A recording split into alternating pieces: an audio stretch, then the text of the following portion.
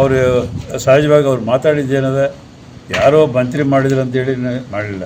ಆ ಇಲಾಖೆಯಲ್ಲಿ ನನ್ನ ಕಾನ್ಸ್ಟಿಟ್ಯೂನ್ಸಿಗೆ ಪಂಚಾಯತಿ ಅಧ್ಯಕ್ಷರು ಕೊಟ್ಟರು, ನಾನು ಲೆಟರ್ಗೆ ಮಾನ್ಯತೆ ಕೊಟ್ಟಿಲ್ಲ ಎಂಬುದು ಅವ್ರ ಪ್ರಶ್ನೆ. ಅದನ್ನು ಈಗಾಗಲೇ ನನ್ನ ಮುಖ್ಯಮಂತ್ರಿಗಳು ಡೆಲ್ಲಿಯಿಂದ ಬಂದ್ಕೊಳ್ಳಿ ಕರೆಸಿದ್ರು, ಮಾತಾಡಿದ್ರು, ಆ ಮಿನಿಸ್ಟ್ರನ್ನ ಕರೆದ್ರು, ಮಾತಾಡಿದ್ರು, ಸಮಸ್ಯೆ ಬಗ್ಗೆ ಇರ್ತೀವಿ. ಇನ್ನೊಬ್ಬರು ರಾಜು ಕಾಗೇರಿ ಅವ್ರು ಯಾವಾಗಲೂ ಅವರು ಎಮೋಷ್ನಲ್ ಮನುಷ್ಯ, 4 ಸಲ ಆರಿಸಿ ಬಂದಾರೆ, ಅವರಿಗೆ ಜವಾಬ್ದಾರಿ ಸ್ಥಾನದಲ್ಲಿದ್ದಾರೆ, KSRTC ಅಧ್ಯಕ್ಷರಾಗಿದ್ದಾರೆ. ಈಗ ಸಹಜವಾಗಿ ಅವರು ಕೊಟ್ಟಿರ್ತಕ್ಕಂಥ ಕಾರಣ ಅಂದರೆ ನೋಡಿ, ಅಧಿಕಾರಿಗಳು FNDC ಸೀನಲ್ಲಿ ಕೊಟ್ಟಿರ್ತಕ್ಕಂಥ ದುಡ್ಡು ಸಲುವಾಗಿ ಅವರು ಆ ಭಾವನೆಗಳು ಕೇಳಿದ್ರು. ಅದು ಯಾವುದೋ ಒಂದು ಕಾಲ ಈಗ ಎಲ್ಲೆಲ್ಲ ಇವ್ರ ಕಾನ್ಸ್ಟಿಟ್ಯೂನ್ಸಿಲಿ ಆಗಿದೆ, ನಮ್ಮ ಕಾನ್ಸ್ಟಿಟ್ಯೂನ್ಸಿಗಳಿಗೆ ಆಗಿದೆ, ಮಾಡ್ತಾಯಿದ್ದಾರೆ. ಎಲ್ಲೋ ಒಂದು ಕಾನ್ಸ್ಟಿಟ್ಯೂನ್ಸಿ ಅಂದರೆ ಅಲ್ಲಿ ಅಧಿಕಾರಿಗಳು ಅಲಕ್ಷ್ಯದಿಂದ ಆಗಿರೋದಿಲ್ಲ. ಅದೀಗ ಚೀಫ್ ಮಿನಿಸ್ಟರ್ ಗಮನಕ್ಕೆ ಬಂದಿದೆ. ತಕ್ಷಣ ಅವ್ರಿಗೆ ಕರೆಸಿ ಮಾತಾಡಿ ಆಲ್ರೆಡಿ ಸ್ಯಾಂಕ್ಷನ್ ಆಗಿರ್ತಕ್ಕಂಥದ್ದು ಅವ್ರು ಮಾತಾಡಿರ್ತಕ್ಕಂಥದ್ದು, ಅದ್ರ ರೆಸ್ಪಾನ್ಸ್ ಕೊಡಬೇಕಾಗುತ್ತೆ ಸರ್ಕಾರ. ಅದನ್ನು ಮಾಡ್ತಾರೆ. ಯಾರೋ ಒಬ್ಬರಿಬ್ಬರು ಮಾತಾಡಿದರೆ ಅಷ್ಟೇ ಬಿಟ್ಟರೆ ಇದು ಸಾಮಾನ್ಯವಾಗಿ ಎಲ್ಲರೂ ಮಾತನಾಡ್ತಕ್ಕಂತಿಲ್ಲ. ಎಲ್ಲರಿಗೂ ಕೆಲಸಗಳಾಗ್ತಾಯಿದೆ, ಎಲ್ಲ ಡಿಪಾರ್ಟ್ಮೆಂಟ್ ವರ್ಕ್ ಮಾಡ್ತಾಯಿದೆ, ಮುಖ್ಯಮಂತ್ರಿಗಳು ಸಹಕಾರ ಕೊಡ್ತಾಯಿದ್ದಾರೆ. ಮತ್ತು ಅದಲ್ಲೇ ಅವರು ಈಗ ಈ ವರ್ಷಕ್ಕೆ 8,000 ಕೋಟಿ ಮುಖ್ಯಮಂತ್ರಿಗಳ ಹತ್ರ ಇಟ್ಟಿದ್ದು.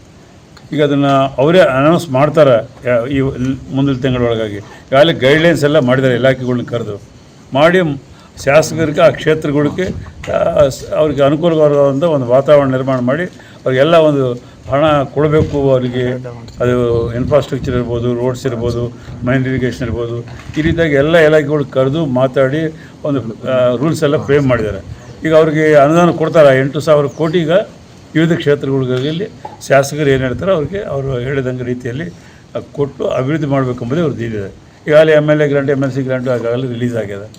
ಯಾವಾಗಲೂ ಲೇಟ್ ಆಗ್ತಿತ್ತು ಈ ಬಜೆಟಲ್ಲಿ, ಈಗಾಗಲೇ ನಮಗೆಲ್ಲ ರಿಲೀಸ್ ಮಾಡಿದ್ದಾರೆ ಕೊಟ್ಟು. ಹಾಗಾಗಿ ಅದು ಎಲ್ಲರೂ ಮಾತನಾಡತಕ್ಕಂತಿಲ್ಲ, ಯಾರೋ ಒಬ್ಬರಿಬ್ರು ಮಾತಾಡ್ಯಾರ. ಅದು ತಕ್ಷಣ ಮುಖ್ಯಮಂತ್ರಿ ಕರೆದಾರ, ಆಡಳಿತಾಧಿಕಾರಿ ಕರೆಸಿ ಅವ್ರಿಗೆ ಸರಿಪಡಿಸ್ತಾರೆ. ಅದಕ್ಕೆ ತೊಂದರೆ ಇಲ್ಲ, ಯಾವುದೇ ಆ ರೀತಿಯಾದಂಥ ತೊಂದರೆ ಇಲ್ಲ.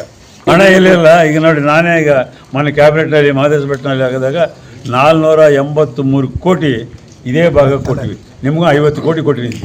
ರೆಗ್ಯುಲರಾಗಿ ಇವರು ಕೊಡೋದಲ್ಲದೆ, ಇಬ್ಬರು MLAಗಳು ಕೊಟ್ಟಿದ್ದಲ್ಲದೆ ಮೊನ್ನೆ ಕ್ಯಾಬಿನೆಟ್ನಲ್ಲಿ ಇವರೇನು ಬಂದು ನಮಗೆ ಬೇಕಾಗ್ತದೆ ಅಂಬುದು ಮಾತನಾಡಿದ್ದಾರೆ. 25 ಕೋಟಿ 50 ಕೋಟಿ ಕೊಟ್ಟಿದ್ದು. ನನ್ನ ಒಂದು ಸಣ್ಣ ಇಲಾಖೆ ಮೈನ್ ಇರಿಗೇಷನ್, ಸಣ್ಣ ನೀರಾವರಿ ಅಂತ ಐತಿ, 50 ಕೋಟಿ ಕೊಟ್ಟಿದೆ. ಈಗ ಇವ್ರಿಗೆ ಎಷ್ಟು ಬಂದಿದೆ CNNನಿಂದ? ಆಲ್ಮೋಸ್ಟ್ 150 ಕೋಟಿ ಬಂದಿದೆ. ಇನ್ನೂ 2-3 ಪೆಂಡಿಂಗ್ ಇದೆ. ಲೋ ಲೆವೆಲ್ ಬ್ರಿಡ್ಜ್ ಇದೆ, ಕೆಳಗಲ್ ಲಾಸ್ಟ್ ಟೈಮ್ ನಾವು ನೋಡ್ಕೊಂಡಿದ್ವಿ, ಅದೊಂದು 45 ಕೋಟಿ ಇದ್ದು, 2-3 ಪೆಂಡಿಂಗ್ ಇದೆ. ಈ ರೀತಿಯಾಗಿ ಎಲ್ಲ ಕಡೆ ಪ್ರಾಜೆಕ್ಟ್ಸ್ ಕೊಡ್ತಾ ಇದ್ದಾರೆ. ದುಡ್ಡಿಲ್ಲ ಎಂಬ ಪ್ರಶ್ನೆ ಇಲ್ಲ. ದುಡ್ಡಿಲ್ಲದ್ರೆ ನಮ್ಮ ಮಾಡಿಗೆ ಈಗ 90,000 ಕೋಟಿ ನಾವು ಸಬ್ಸಿಡಿ ಕೊಡ್ತಾಯಿದ್ದೀವಿ, ಆಲ್ DBT ಮುಖಾಂತರ, ಟೋಟಲ್ 90,000 crores. ದುಡ್ಡಿಲ್ಲ ಎಂಬ ಪ್ರಶ್ನೆಯಲ್ಲಿ ಬಂತು. ಏನು ಆಪಾದನೆ ಮಾಡೋರಿಗೆ ಯಾವುದೇ ವಿಷಯಗಳೆಲ್ಲ ಮಾತಾಡ್ತಾ ಇರ್ತಾರೆ ಅಷ್ಟೇ. ಅವ್ರಿಗೆ ಸ್ಟೇಜ್ ಮೇಲೆ ಮಾತಾಡೋ ಕಾಲಕ್ಕೆ ಸುಮ್ಮನೆ ಜನರಲಾಗಿ ಅವ್ರೇನು ಅಲ್ಲಿ ಡಿಮ್ಯಾಂಡ್ ಇಟ್ಟಿದ್ದಕ್ಕೆ ಆ ಡಿಮ್ಯಾಂಡ್ಗೆ ಮಾತಾಡೋದು ಬಿಟ್ಟರೆ ಅವರೇನು ಅವರು ರೆಸ್ಪಾನ್ಸಿಬಲ್ ಹಿರಿಯ ಸಚಿವರಾಗಿದ್ದಾರೆ. ಅವ್ರು ತಕ್ಷಣ ಮತ್ತು ರಿಯಾಕ್ಟ್ ಮಾಡಿದ್ದಾರೆ. ಹಾಗಾಗಿ ದುಡ್ಡಿನ ಪ್ರಶ್ನೆ ಇಲ್ಲ. ಅಲ್ಲ, ದುಡ್ಡಿಲ್ಲದ್ರೆ ಇವೆಲ್ಲ ಮಾಡಲಿಕ್ಕಾಗ್ತದೆ. 52,000 ಕೋಟಿ ನಾವು ಈಗೆಲ್ಲ ರೆಗ್ಯುಲರ್ ನಡೀತಾ ಇದೆಯಲ್ಲ, ನಮ್ಮ ಗ್ಯಾರಂಟಿ ಕೊಡೋದು ಎಲ್ಲ ಕೊಡ್ತಾ ಇದ್ದೀವಲ್ಲ. ಏನು ಬೇರೆ ಸ್ಟೇಟ್ಗಳಾದಾಗ ಏನು ಸ್ಯಾಲ್ರಿಗೆ ತೊಂದರೆ ಆಗ್ಯದ, ಬೇರೆ ಪೆನ್ಷನ್ಗೆ ತೊಂದರೆ ಆಗ್ಯದ.